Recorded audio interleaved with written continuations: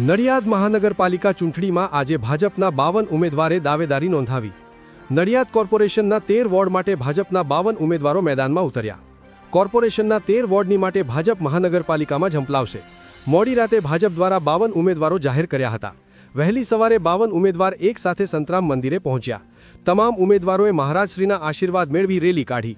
ભવ્ય રેલીમાં ભાજપનું વિશાળ શક્તિ પ્રદર્શન જોવા મળ્યું।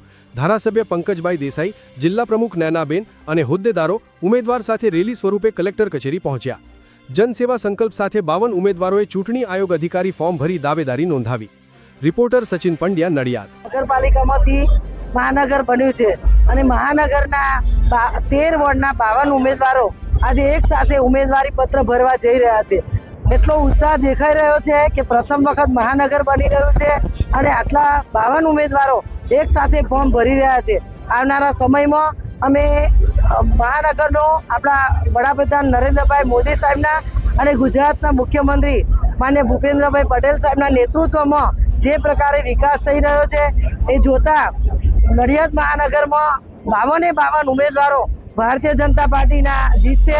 નડિયાદના નગરજનોનો એટલો ઉત્સાહ છે કે મહાનગરમાં પ્રથમ વખત સ્પષ્ટ બહુમતીથી કેસરીઓ લહેરાશે। એ જ પ્રકારે આજે તમામ નડિયાદના નગરજનો સાથે અમારા 52 ઉમેદવારો, નડિયાદના સિનિયર ધારાસભ્ય માન્ય પંકજભાઈ દેસાઈ અને સૌ અમારા સંગઠનના હોદ્દેદારો સાથે આજે નડિયાદ મહાનગરના 52 ઉમેદવારો ઉમેદવારી પત્ર ભરવા જઈ રહ્યા છે। મને વિશ્વાસ છે કે નડિયાદમાં મહાનગરમાં ભગવો લહેરાશે। સાથે સાથે ખેડા જિલ્લાની જિલ્લા પંચાયતની 42 સીટો, 9 તાલુકા પંચાયતની 174 બેઠકો, ખેડા જિલ્લાની 4 નગરપાલિકાની 74 બેઠકો અને બંને નગરપાલિકાની મહેમદાવાદની 3 અને મહુધાની 1 એમ બાય ઇલેક્શન કુલ મળીને 374 ઉમેદવારો ખેડા જિલ્લામાં આજે ઉમેદવારી પત્ર ભરવા જઈ રહ્યા છે। ખૂબ ઉત્સાહ સાથે ખેડા જિલ્લામાં અમારા ભારતીય જનતા પાર્ટીના ઉમેદવારો મોટી સંખ્યામાં શુભેચ્છકો સાથે, સમર્થકો સાથે જ્યારે ઉમેદવારી પત્રક ભરવા જઈ રહ્યા હોય ત્યારે મને વિશ્વાસ છે કે ખેડા જિલ્લામાં તમામ સંસ્થાઓમાં ભારતીય જનતા પાર્ટીનો ભગવો લહેરાશે અને તમામ ઉમેદવારોને ખૂબ ખૂબ શુભકામનાઓ પાઠવું છું। નડિયાદ કોર્પોરેશનની પહેલી વાર જે ચૂંટણી થઈ રહી છે, 52 ઉમેદવારો ફોર્મ ભરવા જઈ રહ્યા છે, શું કહેશો?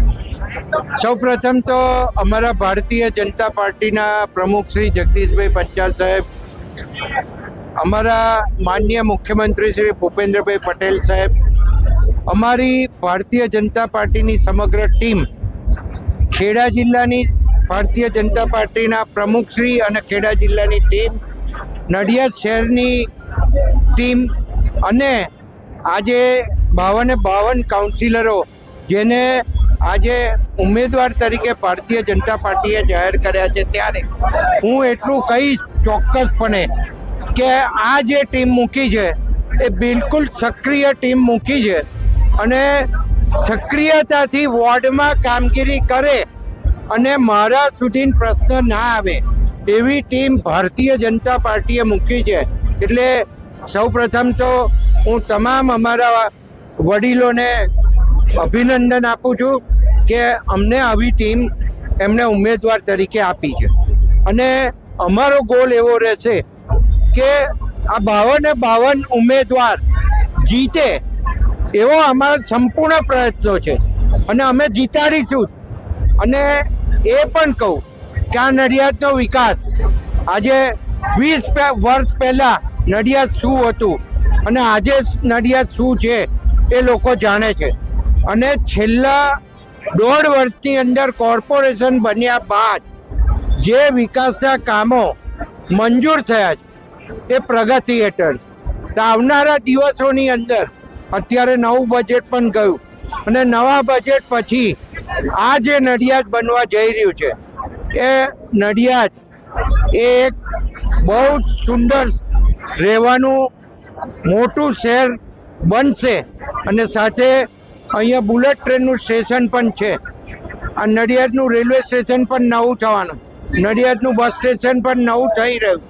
તો આ બધું જ કુલ મળીને ભેગું કરીએ તો એટલા મોટા પ્રોજેક્ટો છે જેના લીધે પ્રજાને ખબર છે કે પ્રજા કોણ કામ કરે છે અને કોણ કામ નથી કરતું, કોણ વાર્તાઓ કરે છે અને ખાલી સોશિયલ મીડિયા ઉપર એક્ટિવ રહી અને પોતે કરાવતા હોય એવા જે પ્રયત્નો કરે છે એ તમામ લોકોને આ નડિયાદની પ્રજા જડબા તોડ જવાબ આપવાની છે એવું ક્લિયર કટ દેખાઈ રહ્યું છે. અને અમારી 52 જણની ટીમ સંપૂર્ણ એક બનીને નેક બનીને ભારતીય જનતા પાર્ટીને વફાદારીથી બધા 52 ઉમેદવાર જીતે એવા સૌ કાઉન્સિલરો પ્રયત્ન કરવાના છે.